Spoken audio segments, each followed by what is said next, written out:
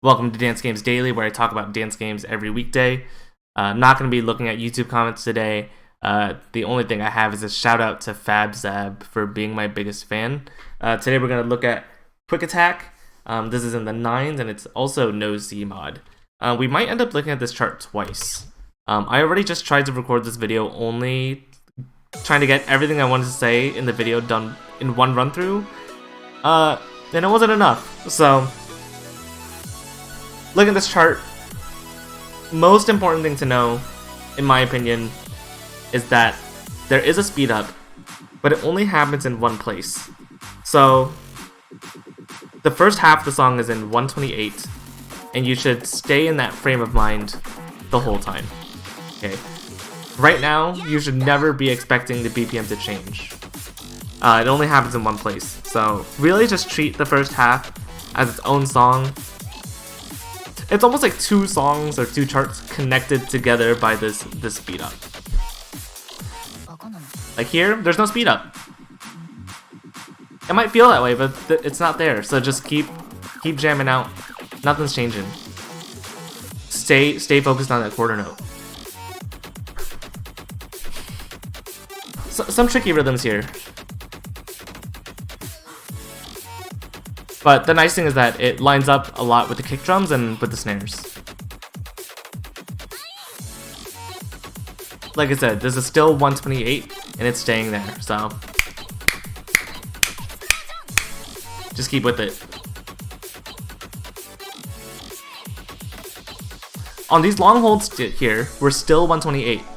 1, 2, 3, 4, 1, 4, 1, 3, 4, 1. Now there's a speed up.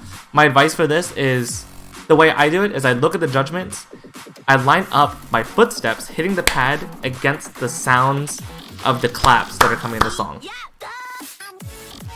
So there's kind of three things that I'm juggling. I'm making sure that my foot lines up with the sound of the snares, which also gives me the correct judgment. And I'm keeping my eyes on the judgment the whole time. And as long as those three things are in sync, then I should be good. After the speed up, which I talked over, the back half of the song is 150. So, just like I said with the 128 section, once you hit the 150, you know that that's unchanging until the end of the song, except for this curveball.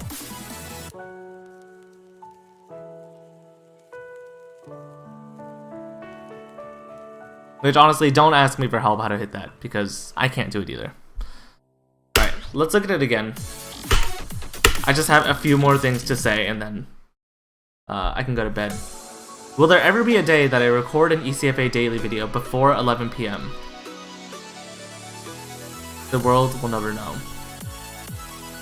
I did want to say on the first run through, and I couldn't cram it in, which is that we are playing 128 BPM, which is kind of like the EDM tempo.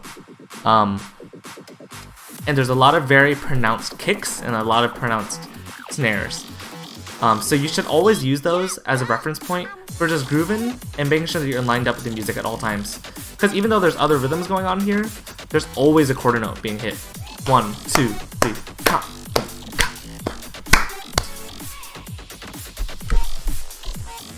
1, 2, 3, 4. That is like constant. And even in this next section coming up that has kind of less regular rhythms, you can focus on the snare.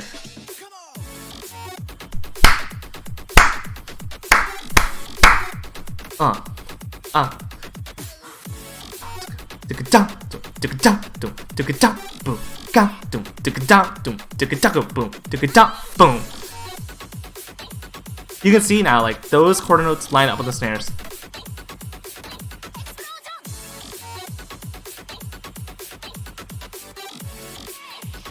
Being able to kind of keep those points in mind and lining your steps up with those sections really helps with timing more complicated rhythms.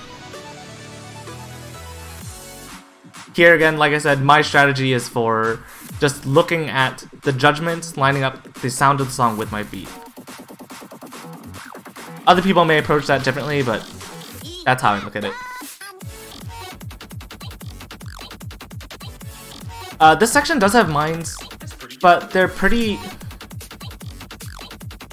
far out from being mistriggered. So as long as you're comfortably able to decipher the arrows separately, you should have no problem avoiding the mines. They're not placed in a way where you're going to hit them by accident, or they're not maliciously placed, you know, they're art mines to go along with one of the side effects.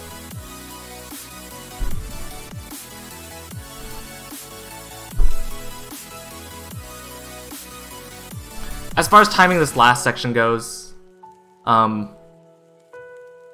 most popular thing I've heard is you should really just keep your eyes on the receptors. If you think about it, the name of the game is really just, there's receptors on the top, arrows scroll up to it, and you need to hit the notes as soon as they line up with the receptors. Line up with the receptors. So it only makes sense that you should keep your eyes on the receptors, right? Because that's where they're lining up. I'm personally really bad at that, but that's the advice I've heard. I think the last thing I have to say is that really take advantage of that speed up to help you bridge the gap between the 128 and the 150 section. You should actually be glad that that speed up's there, because kind of having it be 128 one measure and then the very next measure just like cuts into 150, that's way harder to do it, because it's not even, I mean, what is 150 divided by 128? You know, that's like a 17% speed up. Like, that's not very regular or comfortable to time. So I think it's good that there's a speed up there. But once you hit the 150, you need to be in the moment. Like, listen to the song and at the new speed and try to forget about what it was like to play the song at 128. You really just need to get to the 150. You just need to stay there, if that makes sense. It's a new tempo, and you just have to respect it for what it is. That's all I have to say for Quick Attack, and honestly, there's an 11 for this chart as well. A lot of this advice applies for the 11 as well. It's really just a lot about understanding where those BPM changes are and how to respect and stay consistent with what the BPM currently is. That's all I have to say. Thank you guys still for watching Dance Games Daily. I'll catch you guys tomorrow.